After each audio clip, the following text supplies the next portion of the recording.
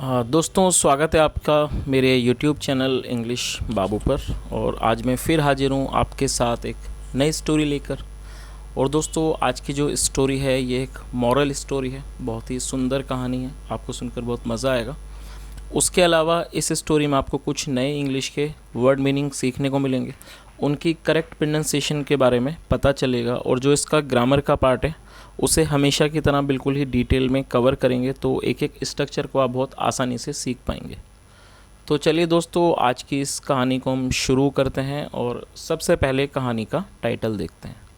कहानी का टाइटल है द कॉबलर्स ग्रीड। क्या मतलब हुआ दोस्तों? कॉबलर का मतलब होता है मोची, और यहाँ पर कॉबलर के बाद एपेस्ट्रॉफी एस का प्रयोग किया गया है, जिसका मतलब होता है का के की। जब आप किसी नाम के साथ कुछ जोड़ना चाहते हैं तो वहाँ पर एपेस्ट्रॉफी एस का प्रयोग किया जाता है। और ग्रीड एक नाउन है जिसका मतलब होता है लालच। द कॉबलर्स ग्रीड मतलब कि मोची का लालच। तो दोस्तों, ये आज की इस कहानी का टाइटल है, शीर्षक है। और अब मैं इसे पढ़ना शुरू करता हूँ। आपसे रिक्वेस्ट है आप इसे पूरे ध्यान से सुने। यदि आपको कोई नया वर्ड या फिर नया स्ट्रक्चर देखने को मिले तो आप उसको नोट भी ज़रूर करें। तो चलिए इसको शुरू करते हैं।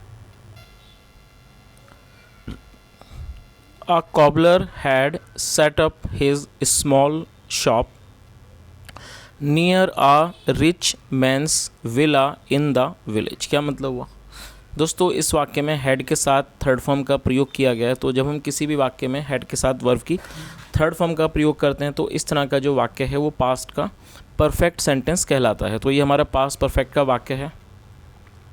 अ कॉबलर मतलब एक मोची ने, हैड सेटअप मतलब कि दुकान की हुई थी, दुकान लगाई हुई थी। Had setup is small shop मतलब एक मोची ने अपनी छोटी सी दुकान को लगाया हुआ था। नियर मतलब पास। आ रिच मैंस विला। दोस्तों, यहाँ मैन के बाद एपेस्ट्रॉफी ऐसे मैंस मतलब रिच मैंस विला मतलब एक अमीर आदमी के कोठी के पास, विला मतलब घर, कोठी विला के पास, इन द विलेज गाँव में। तो इस पूरी लाइन का क्या मतलब हुआ? A cobbler had set up his small shop near a rich man's villa in the village। मतलब एक मोची ने अपनी छोटी सी दुकान एक अमीर आदमी की कोठी के पास लगाई हुई थी गांव में। चलिए आगे देखिए। While at work, the cobbler always kept on singing hymns in praise of God। क्या मतलब हुआ? वाइल एट वर्क, वाइल का मतलब दौरान, वाइल एट वर्क मतलब कि काम के दौरान। द कॉबलर जो कॉबलर था, मोची था, always kept on singing hymns. Hymns का मतलब होता है भजन। जो कॉबलर था always kept on singing hymns, वो हमेशा भजन गाता रहता था। इन प्रेज ऑफ गॉड मतलब कि भगवान की प्रशंसा में भजन गाता रहता था। The rich man never cared for the hymns. क्या मतलब हुआ? और दोस्तों, ये जो हमारा वाक्य है ये पास्ट इंडेफिनिट का अफर्मेटिव वाक्य है। केयर का मतलब होता है किसी चीज़ पर ध्यान देना। The rich man never cared for the hymns, जो अमीर आदमी था उसने कभी भी इन भजनों पर कभी भी उसने ध्यान नहीं दिया। चलिए आगे देखिए।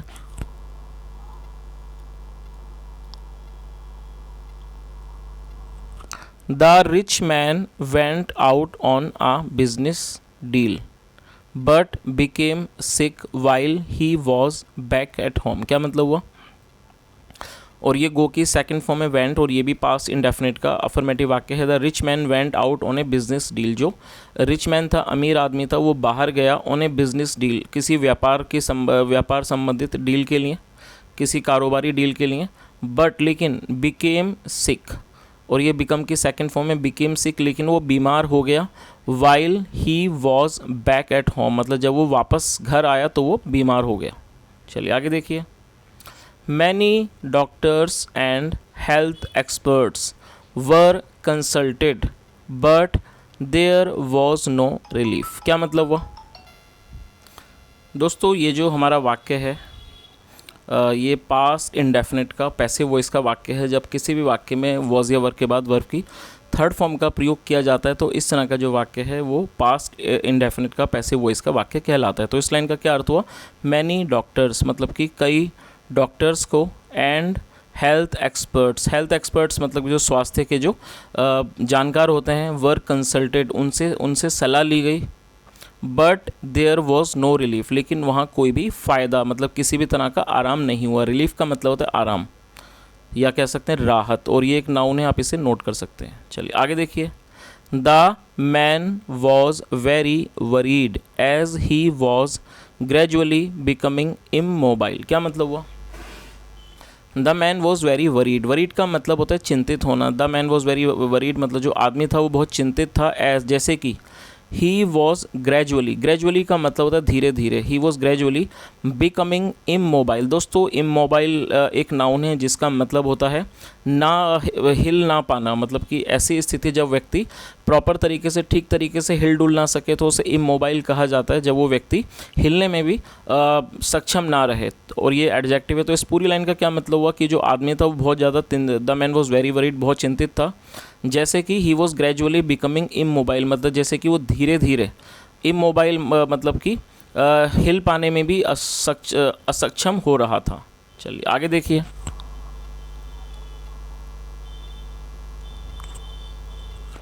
One day while lying on his bed he heard the cobbler singing hymns. क्या मतलब हुआ?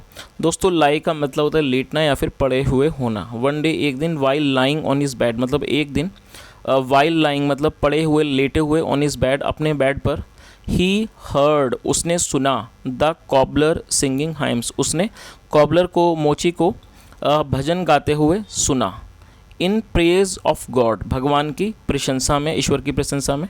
तो इस पूरी लाइन का क्या मतलब हुआ कि एक दिन लेटे होने के दौरान अपने बेड पर, he heard the cobbler singing hymns in praise of God मतलब उसने कॉबलर को भजन गाते हुए सुना ईश्वर की प्रशंसा में। ही वॉज इंजॉइंग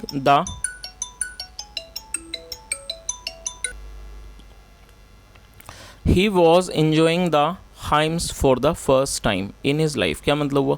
दोस्तों ये जो हमारा वाक्य है ये पास्ट कॉन्टिन्यूस का वाक्य है। जब किसी भी वाक्य में वॉज या वर्ब के बाद वर्ब की फोर्थ फॉर्म का प्रयोग किया जाता है, इस तरह का वाक्य पास्ट कॉन्टिन्यूस का वाक्य कहलाता है, जहाँ वाक्य की टेल पर रहा था, रहती, रहते जैसे शब्द आते हैं।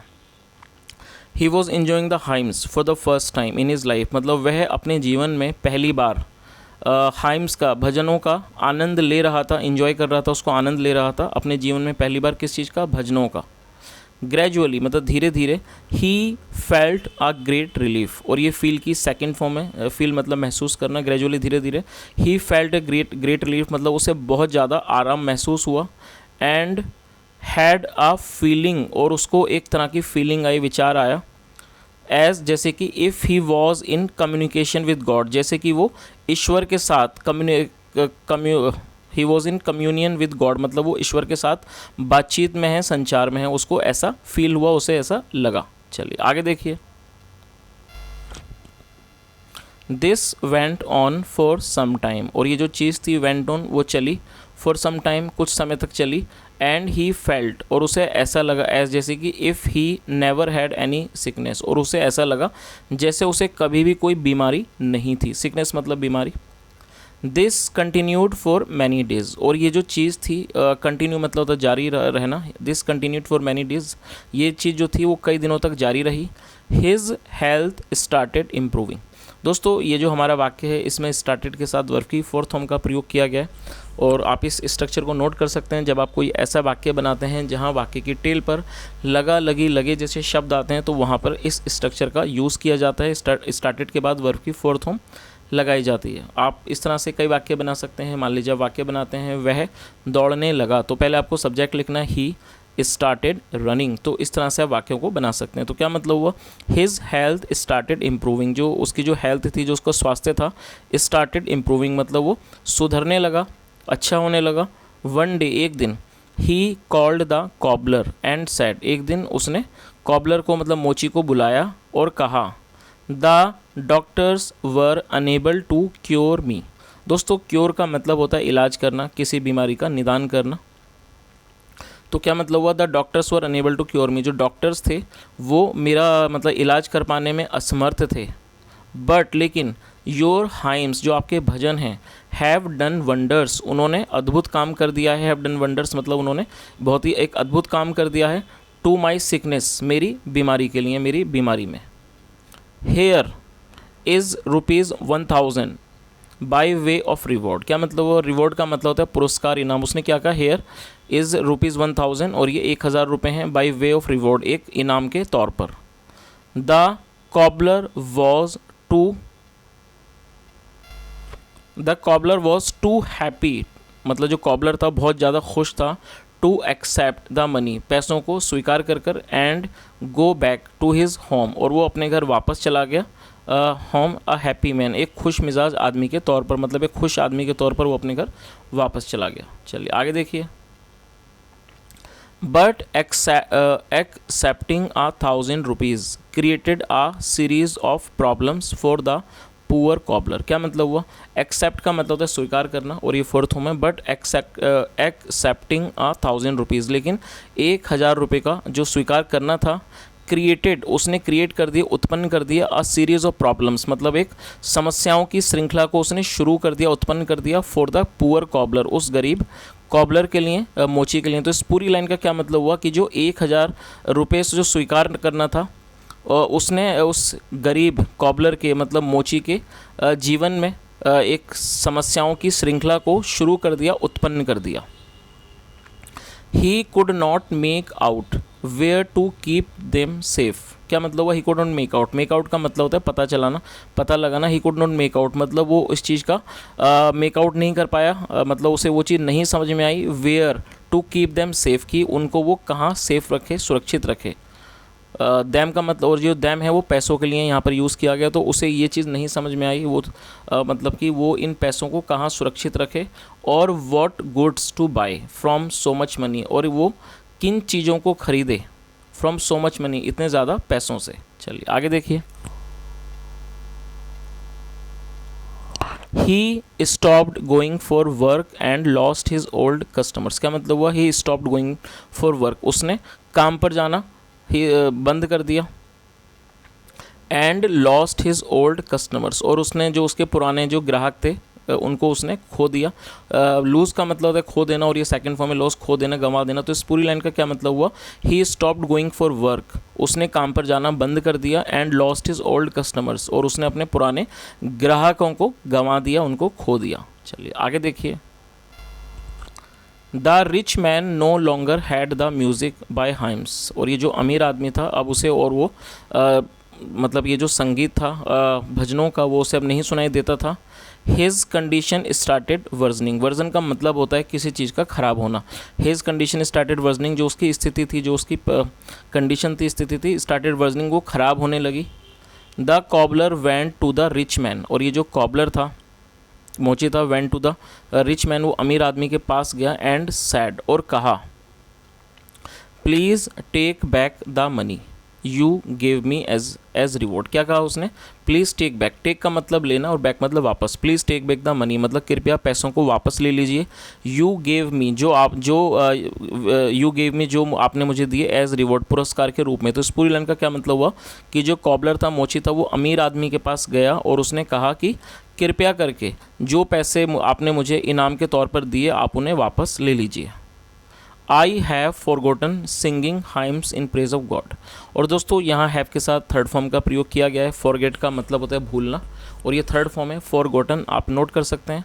जब हम किसी भी वाक्य में हैव या हैज़ के साथ थर्ड फॉर्म का प्रयोग करते हैं तो इस तरह का जो वाक्य है वो प्रेजेंट परफेक्ट का वाक्य कहलाता है। तो ये हमारा प्रेजेंट परफेक्ट का एग्जाम्पल है, बहुत अच्छा एग्जाम्पल है। तो इस लाइन का क्या मतलब हुआ, आई हैव फॉरगॉटन, मैं भूल गया हूँ, सिंगिंग हाइम्स, भजनों को गाना, इन प्रेज ऑफ गॉड, ईश्वर की प्रशंसा में। तो इसका क्या मतलब हुआ कि मैं ईश्वर की प्रशंसा में जो भजन हैं उनको गाना भूल गया हूँ।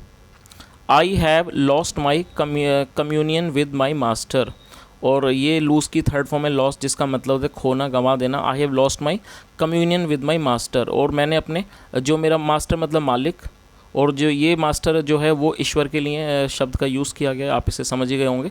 उसने क्या कहा, I have lost my communion with my master, मतलब जो मेरा संपर्क है या जो कह सकते हैं जो मेरा संचार है मेरे मालिक के साथ, वो मैंने खो दिया है, गंवा दिया है। The cobbler left the money with the rich man and came back to his shop. क्या मतलब हुआ, जो कॉबलर था, मोची था, और ये लीव की सेकंड फॉर्म है दोस्तों। लीव का मतलब होता है छोड़ देना। The cobbler left the money with the rich man, जो मोची था उसने पैसों को अमीर आदमी के पास छोड़ दिया। And came back to his shop, और अपनी दुकान पर वापस आ गया। चलिए आगे देखिए।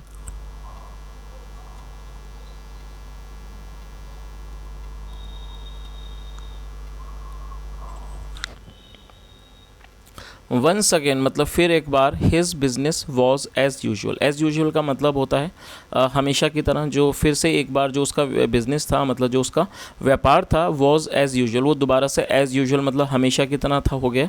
And he did have good night sleep, और उसके बाद से he did have good night sleep, उसे उसकी जो अच्छी जो मतलब कि नाइट स्लीप मतलब अच्छी रातों की नींदें होने लगी उसकी। Too much money had made him lose his peace of mind. क्या मतलब हुआ, टू मच मनी, जो बहुत सारे पैसे थे, हैड मेड हिम। और दोस्तों ये जो हमारा वाक्य है ये कॉजिटिव सेंटेंस है। कॉजिटिव के बारे में आपको बताना चाहूँगा। कॉजिटिव का मतलब होता है जब हम कोई ऐसा वाक्य बनाएं जहाँ पर कोई व्यक्ति खुद ना करके उस किसी और के द्वारा उससे कोई क्रिया करवाई जाए, तो इस तरह का जो वाक्य है वो पॉजिटिव वाक्य कहलाता है। और ये हमारा कॉजिटिव का पास्ट परफेक्ट का वाक्य है। तो इस लाइन का क्या मतलब हुआ, too much money had made him lose his peace of mind. Peace of mind का मतलब होता है दिमागी सुकून, मन की शांति। मतलब जो बहुत सारे पैसे थे उन्होंने उससे जो उसका पीस ऑफ माइंड था, मतलब जो उसका जो कह सकते हैं कि जो उसका मानसिक शांति थी, दिल मतलब उसकी जो दिमागी शांति थी, उसको उससे हर मतलब कि गंवा दिया था, उसने पैसों की वजह से गंवा दिया था। Maybe the rich man too had learned a lesson, और शायद ये जो अमीर आदमी था वो भी एक सबक सीख गया था। Earning money is a necessity, जो पैसे कमाना होता है इज़ ए नेसेसिटी, वो एक ज़रूरत होती है। बट इन दिस प्रोसेस, लेकिन इस प्रोसेस में, इस काम में, या क्या इस प्रक्रिया में, वी मस्ट नॉट फॉरगेट, हमें अवश्य ही नहीं भूलना चाहिए। टू थैंक गॉड, ईश्वर को धन्यवाद देना हमें नहीं भूलना चाहिए। For all the mercies, for all the mercies मतलब जो भी मर्सीज़ हैं, मतलब कि जो भी दयाएं हैं, उसके लिए हमें कभी भी ईश्वर को धन्यवाद देना नहीं भूलना चाहिए। He has bestowed on us, जो उसने हमें प्रदान की हैं। तो दोस्तों ये आज की एक छोटी सी कहानी थी, और मैं उम्मीद करता हूँ कहानी आपको अच्छी लगी होगी। उसके अलावा आपने यहाँ से कहानी से कुछ सीखा भी होगा। जैसा हमने देखा कि वो जो गरीब मोची था, जो ईश्वर के भजन वगैरह गाता था, और वो बहुत ही ज़्यादा उस चीज़ में खुश था, लेकिन जब उसे थोड़े पैसे मिल गए तो वो उसका जो मन का जो सुकून था वो उसने गंवा दिया, और उसे ये समझ नहीं आ रहा था कि वो उन पैसों का क्या करे। और धीरे धीरे उसने अपना जो उसका व्यापार था वो भी ख़राब हो गया, और वो धीरे धीरे जो उसका मन का सुकून था वो भी चला गया। तो जिससे ये पता लगता है कि कई बार हम कई चीज़ों के पीछे जो भागते रहते हैं तो हम अपने जीवन के अंदर शांति भी प्राप्त नहीं कर पाते। तो हमें अपने जीवन में से कुछ समय निकाल कर ईश्वर की, या कह सकते हैं कि हमें ये नहीं भूलना, जैसा हमने देखा कि हमें ये कभी नहीं भूलना चाहिए कि ईश्वर ने जो हमें दिया उसके लिए हमें उसे थैंक भी बोलना चाहिए, धन्यवाद भी बोलना चाहिए। तो दोस्तों ये आज की कहानी थी, और ये मेरा एक छोटा सा प्रयास था। यदि आपको कहानी अच्छी लगी हो और मेरा पढ़ाने का तरीका अच्छा लगा हो तो आपसे रिक्वेस्ट है, वीडियो को ज़रूर लाइक करें, शेयर करें, चैनल को सब्सक्राइब करें, और कहानी के बारे में यदि आपका कोई सुझाव हो तो कमेंट के माध्यम से ज़रूर बताएं। सुनने के लिए thank you so much. Have a nice day and bye.